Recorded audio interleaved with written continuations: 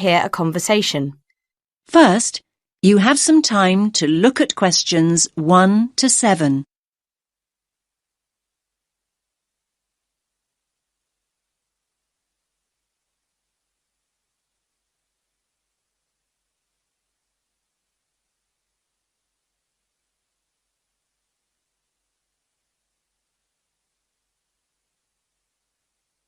Listen carefully to the first part of the conversation and answer questions 1 to 7.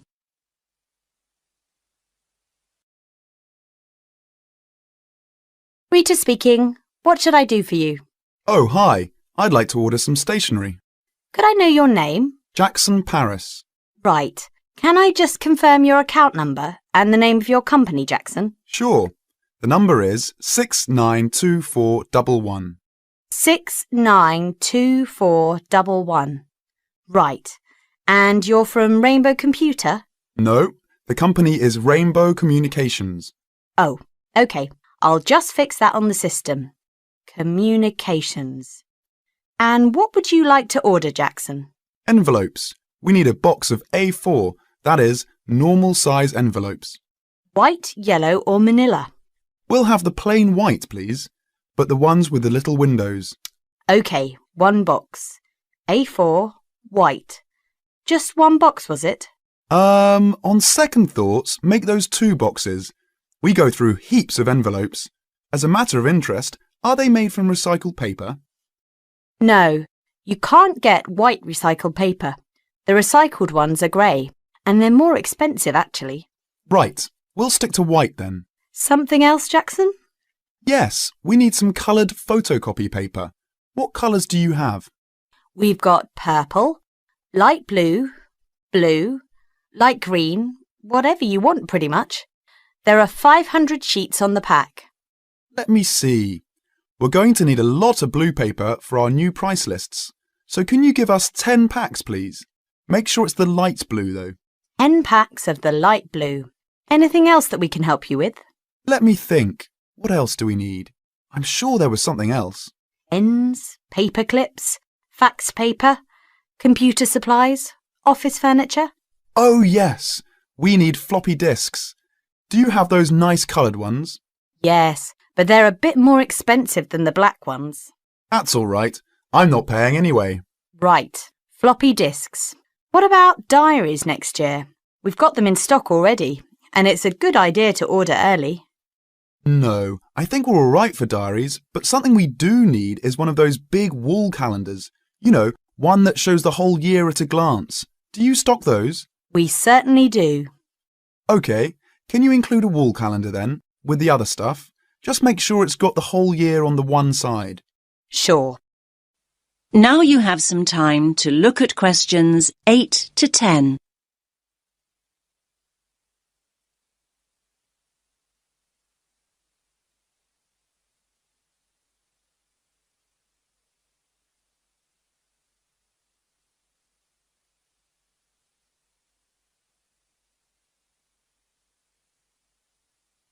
Now listen to the next part of the conversation and answer questions 8 to 10.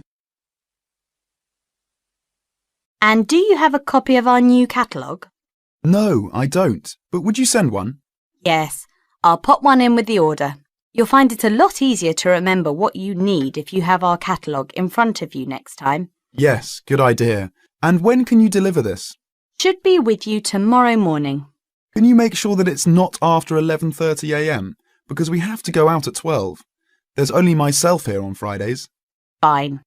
I'll make a note in the delivery docket that they should deliver before 11:30. Thanks very much. Thanks.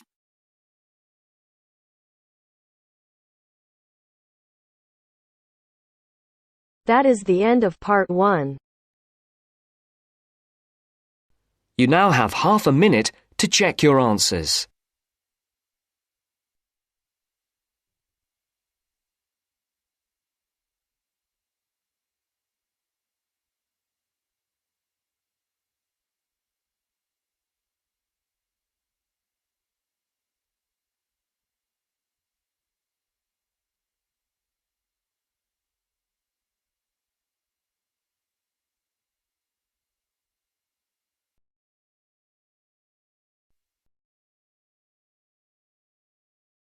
Now turns to Part 2.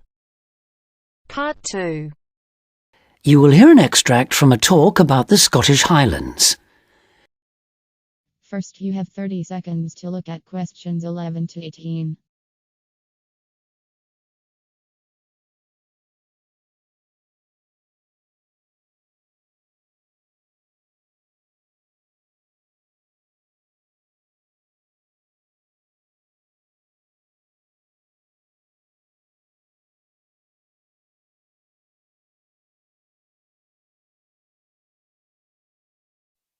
Today I have with me Moira Mackenzie, the author of several books in a well-known series of travel guides, and she'll be talking about what is probably the most fascinating wildlife area in Europe, the Scottish Highlands.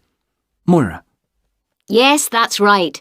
And it's a wonderful place to visit with lots to do in an area that makes up over half of Scotland. Including the 790 islands that lie scattered around the coast, it covers 39,000 square kilometres. Getting there is easy. From here in Glasgow, a good starting point is Fort William on the west coast, with regular bus and rail services linking the two. I'd recommend the train, which takes 4 hours to get there. Alternatively, you can take the Highland Line, which takes the more easterly route up to Inverness. That, in fact, is a bit quicker, taking around 3.5 hours to cover the 280 kilometres from here. There are also two main options by road. You can take either the A9 up through Stirling and Perth and then on to Inverness, or else on the west there's the A82 which runs up to Fort William and then, if you want, on to Inverness. Now, a lot of people associate the Highlands with bitterly cold weather, but in fact the region has a generally mild climate as a result of being surrounded on 3 sides by sea, particularly the warm waters of the Atlantic. At sea level in the west, for instance, the temperature ranges on average from a minimum of 1 degree centigrade in January up to 18 in July, and you can actually see palm trees growing there. Obviously, though, the temperatures will be lower inland and on higher ground. You can expect it to rain a lot too, particularly in the west, where annually as much as 2,000 millimetres regularly falls, though this helps account for the rich variety of vegetation and wildlife. When you get there, you'll find there are plenty of reasonably priced places to stay. In Fort William, for instance, you can find a room for the night in a small hotel or a bed and breakfast for just £25, or for £28 to £30 in Inverness. It's probably a good idea to book ahead though, especially in the summer months. With all the leisure, sports and cultural activities on offer, the towns are becoming increasingly popular with visitors. For example, accommodation in Inverness won't be at all easy to find this year around the 23rd of July, as that's when the local Highland Games will take place. So, if your aim is to see the countryside, it may be best to stay in a small village.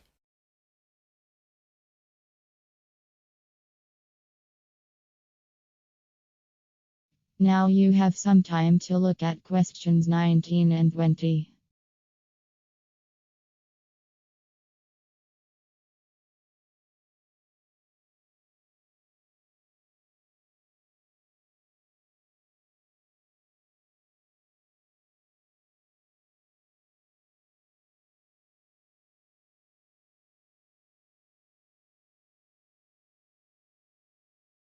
As I mentioned, there's a huge range of wildlife in the Highlands, but for those visiting the area, there are some basic ground rules that are essential if we are to protect it.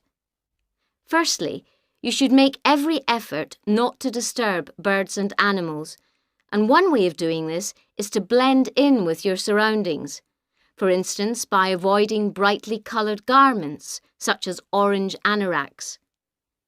To see wildlife clearly, it's best to use binoculars, keeping your distance. This is particularly important during the breeding season. Wherever possible, Use a hide so that they are less likely to detect your presence. Surprising though it may seem, visitors are advised to use their cars where no purpose-built hides are available, as people are apparently less likely to startle animals if they stay inside their vehicles. You may even find that creatures come up close to where you're parked, in which case, wait until they've gone before you move off.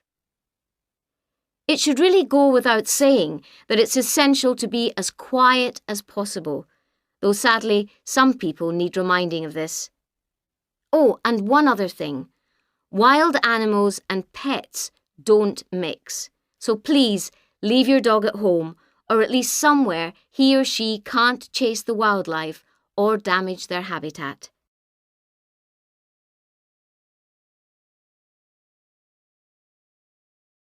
That is the end of part 2. You now have half a minute to check your answers.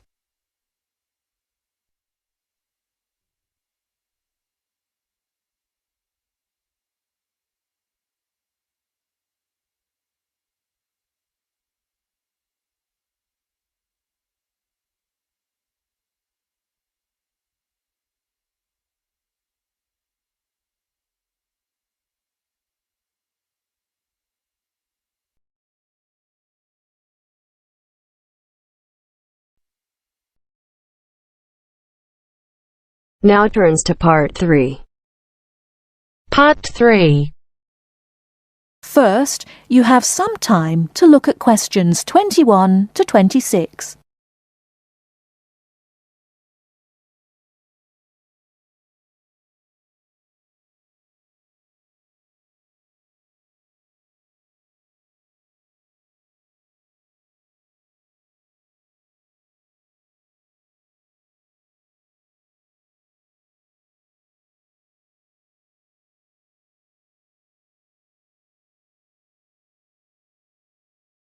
Now listen carefully and answer questions 21 to 26.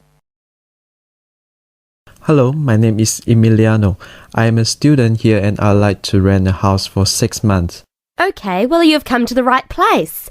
We specialise in short-term rental. First of all, I would like to get a few details from you. Can you give me your full name, please? Yes, it is Emiliano Nespla. And can you tell me your present address, please? Yes, it's 17 Middleway, Penrose. I'm living with a homestay family at the moment. That's great. Now, do you have any identification with you? Oh, and we will need a reference from someone who knows you here. Maybe your homestay family. Yes, okay. Here's my passport and a card from my language school. My referees can be Mrs. Alice Thompson. She's my homestay mother and she wouldn't mind, I'm sure. You can contact her at the same address as me, of course. OK. If we need to contact you, should we leave a message with your homestay? No, you can speak to me directly. My cell phone number is 021 548 3534. Great. Now, do you have a bank account? You will need to pay your rent by direct debit. You know, it will come out of your account automatically every month. Okay, I don't have my bank account details with me now, but I can get them and bring them back later today. That's fine. Now, can you tell me what kind of house you are looking for? Do you want to rent by yourself? No, I'm looking for a 3-bedroom house. I want to rent with my 2 friends. I will bring them in to see you later today. Okay. And what areas are you interested in renting in? Well, here's a map. Can you see my school? I don't have a car, so I need to take some kind of public transport to school and I don't want to travel for more than 30 minutes each way. Do you think you have anything which is suitable? Yes, we do. Here is a list of available properties. I'll highlight the ones that could be of interest to you. Look at the map and go and have a look at the houses with your friends. Do you have a friend with a car? Yes, I do. Good. So go and look outside the houses. It will give you an idea of what the area is like. But remember, don't go into the garden or knock on the door.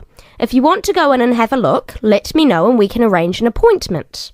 Okay. Can you give me an idea of price? Yes. If you look at the list, you can see the weekly rent written next to the house address. Oh yes, I can see it now. Do I need to pay anything else? Yes, you need to pay a deposit which you will get back when you move out, and you have to pay a non-refundable agent fee which is equivalent to 1 week's rent. You will have to pay your bills when they come in every month too, of course. Okay, well, thank you very much for your help. What time should I come back with my friends and my bank details?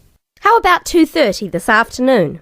That sounds good. Thank you for your help. I'll see you later. Thanks for coming in. Goodbye.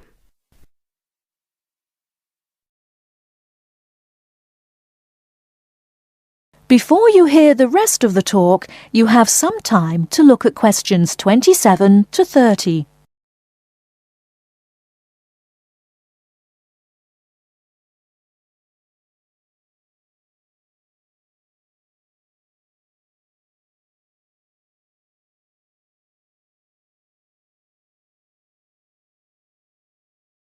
Now listen and answer questions 27 to 30. Hey, don't throw that can away. Why not? I finished with it. Yes, but you can recycle things like that. Oh, I haven't got time to recycle everything I throw away. That's a terrible attitude. Don't you care about... Hello, you two. Hi, John. What are you arguing about? Oh, Sam says he doesn't have time to recycle. What do you think? Well, I agree that it can be difficult sometimes. Do you always recycle everything then, Mary? Yes, I think everyone should. I mean, look at the state of the planet. If we don't all start making an effort now, it could be too late. Well, one of the reasons I don't recycle as often as I should is that I don't really know where to go. There are no recycling facilities near me. Well, I know I said I haven't got time, but actually there is a bottle bank near the supermarket just up the road. So I suppose there are limited local facilities. So you can do your recycling outside the supermarket? Yes, but like I said, only limited. It's only a bottle bank. Well, I don't have a car, so it's very difficult for me, but I still do it. Sometimes a friend comes over and we take our recycling together, but not very often. So if your facilities are limited, then mine are very limited. Well, I suppose if you go to all that trouble, I might make more of an effort. Good. If it was up to me, I'd encourage more people to recycle. How? Well, how about some kind of incentive? A reward for anyone who makes an effort to recycle? That's a good idea. But if you think everyone should recycle, then why not penalise those who don't recycle instead of giving something to people that do? If there was a fine for anyone caught throwing recyclable materials in the rubbish, people would take more notice. Well, now you're going too far. Do you really want anyone going through your rubbish just to check if you're following the rules? No, I don't think fines are a good idea. Well, I think we should be doing something. Anyway, I have to go. I've got my social science class next. See you later. Yeah, see you later. Bye.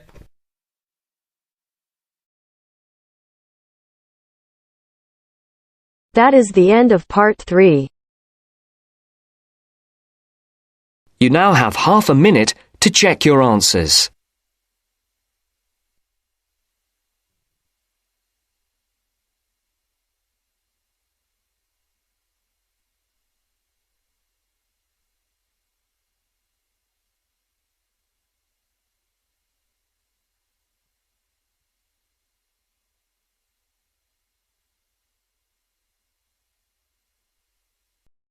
Now turns to part 4.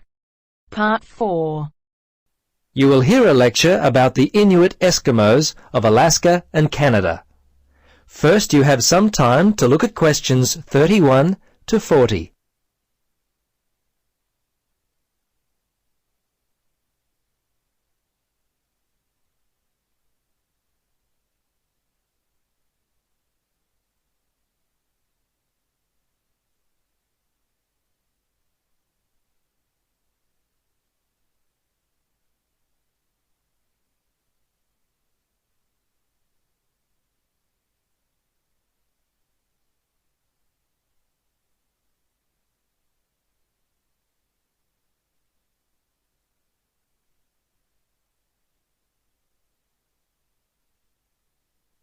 Now listen and answer questions 31 to 40. Good afternoon. In our lecture today, we will continue our study of people who inhabit the northernmost regions of the world. Our focus will be on the native inhabitants of Alaska and Canada, the Inuit Eskimos. They have been called the native inhabitants, as the Inuit were the people who had most recently migrated across the gap between Alaska and Siberia. Distinctly Asian in origin, the Inuit, which is literally translated the people in their native language, developed their civilization in what is now the Bering Sea region about 1,000 years ago. Their culture spread eastward and is called the Thule culture, after the place in northern Greenland where archaeologists first discovered it. The first Europeans to meet Inuit people were Norse settlers in what is now northern Newfoundland, Canada. These settlers lived there for a short time around 1000 AD. Approximately 500 years later, beginning in the 1500s, European whalers, fishing crews, and explorers met many Inuit along the coast of Labrador. Russians and other Europeans first met Alaskan Inuit in the 1700s. 100 years later, in the mid-1800s, whalers began to hunt in the Arctic. Some Inuit were employed by whalers and traded with them during that time. Perhaps one of the most interesting aspects of the Inuit is how they were able to survive and grow in such a harsh Arctic environment.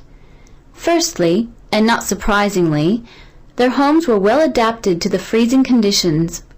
They lived in predominantly two types of housing that would keep them warm. In the cold summer, they would live in tents that were made from the skin of the animals they had hunted for food, and they also traveled in boats. These were called umiaks by the natives. In the winter, they would live in houses made of sod, and when on hunting trips, they would commute by dog sled and build temporary houses made from ice. These igloos, which is the Inuit word for house, were uniquely made with a sharp blade carved out of walrus tusk. They would cut large blocks of hard-packed snow, about 3 meters wide, out of the ground. The blocks would then be used to build a 6-meter dome over a wide, shallow hole. Within 1 or 2 hours, an igloo up to 10 meters in length could be built. It was weatherproof and large enough to house an entire family.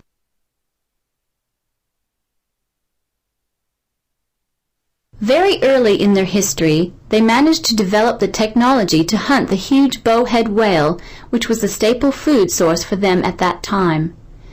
They also hunted walruses and seals. On land, they hunted polar bears, moose, and various other game. The harsh environment in which they lived meant that a steady supply of food was often difficult to come by. Therefore, the Inuit were a people constantly on the move, looking for food, which meant that their dwellings had to be easily built and easily dismantled. They inhabited the wide open land and, as such, moved freely around it in search of food. Today, the traditional way of life has basically ended for the Inuit. They live in wooden homes rather than in snow houses, sod houses, or tents. They wear modern clothing instead of animal skin garments. Most Inuit speak English and Russian. Some speak Danish, while fewer still continue to hold on to their cultural roots by passing on to the younger generation their native language. The kayak and umiak, their principal means of travel, have given way to the motorboat, and the snowmobile has replaced the dog team. The combined percentage of the Inuit population in Alaska and Canada stands at 63%, the latter being 29% and the former around 34%. Some Alaskan Inuit live in towns and cities, but the majority live in small settlements and hunt and fish for most of their food. Most of those in Canada live in towns and housing provided by. That is the end of part 4. You now have half a minute to check your answers.